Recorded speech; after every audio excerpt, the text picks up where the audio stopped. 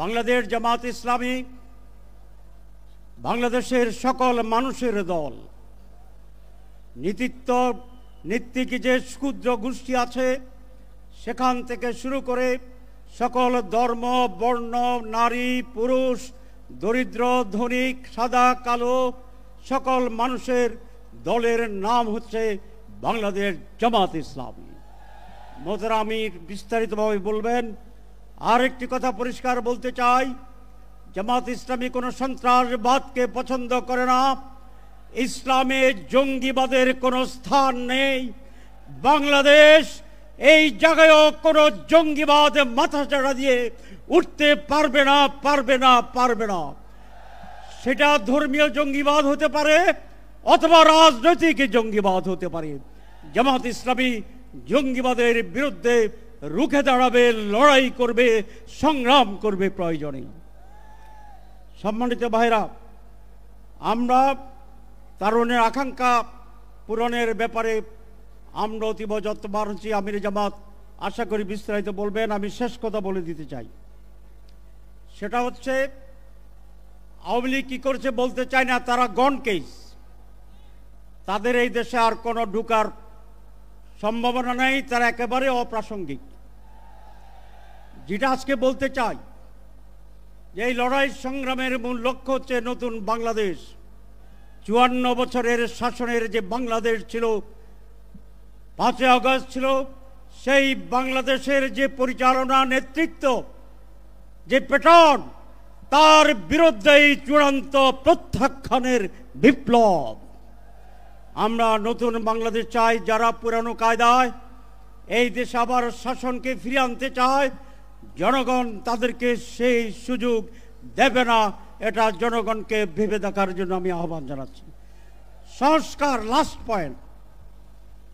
সংস্কার প্রত্যেকেই বলে মানি, কিন্তু মিটিংয়ে বসলে কেউ কেউ দেখি মানি না ভাব দেখাচ্ছেন।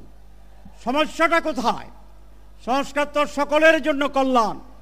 তাহলে যারা চান না তাদের মতলব আছে। পিআর পদ্ধতিতে কেন্দ্র দখল হবে না, তাহলে মতলব পূরণ হবে না। পিআর পদ্ধতিতে টাকা দিয়ে ভোট কেনার কোনো সুযোগ নাই, সেই জন্য মতলব পূরণ হবে না। যেটা স্বচ্ছ নির্বাচন, তার বিরোধিতা করা মানে হচ্ছে নতুন বাংলাদেশ গড়ার ব্যাপারে তারা সিনসিয়ার নয়।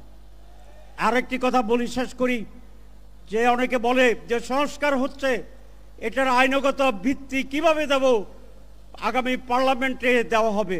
তাহলে আপনারা মনে করছেন আগামী পার্লামেন্টে আপনারা জিতবেন নাকি দখল করবেন? সুতরাং এই সমস্ত কথা সমাজকে বিভ্রান্ত করবে। জামাত ইসলামী চায় আগামী নির্বাচন জনগণ জিতবে, জনগণ যাদেরকে ভোট দিবে তারা জিতবে। শহরার্থীর দুটা মহাসমাবেশ, কারা জিতবে এই মেসেজ কি পাওয়া যাচ্ছে না? ইনশাআল্লাহ বাংলাদেশ পন্থীরাই জিতবে, চাঁদাবাজ বিরোধীরাই জিতবে, সুশাসনের পক্ষের শক্তি জিতবে ইনশাআল্লাহ। আইন জিয়র রহমান 2টা অধ্যাদেশ দিয়েছিলেন তার সবে 1977 সালে। একটি সামরিক বাহিনীর সামরিক শাসনের কিছু অংশ। সেখান থেকে উনি যখন রাজনীতি করার সিদ্ধান্ত নিলেন তখন একটা গণভোট করেছিলেন। তারপরে যখন আবার পার্লামেন্ট ইলেকশন করার সিদ্ধান্ত নিয়েছিলেন 77 সালে, অধ্যাদেশের মাধ্যমে সেইটাকে জায়েজ করে ইলেকশন করে পরবর্তী নির্বাচনে রেটিফাই করা হয়েছিল। এই জন্য এই জুলাই সনদ যেটা হবে সেইটি একটি অধ্যাদেশের মাধ্যমে লিগ্যাল প্রেম দিয়ে যারা জিতবেন তারা পার্লামেন্টে এটাকে রেটিফাই করবেন। এটা হচ্ছে আইনগত সিদ্ধান্ত এবং ভিত্তি। এর ব্যর্থ হলে এইটি বাংলার জনগণ মানবে না। ধন্যবাদ।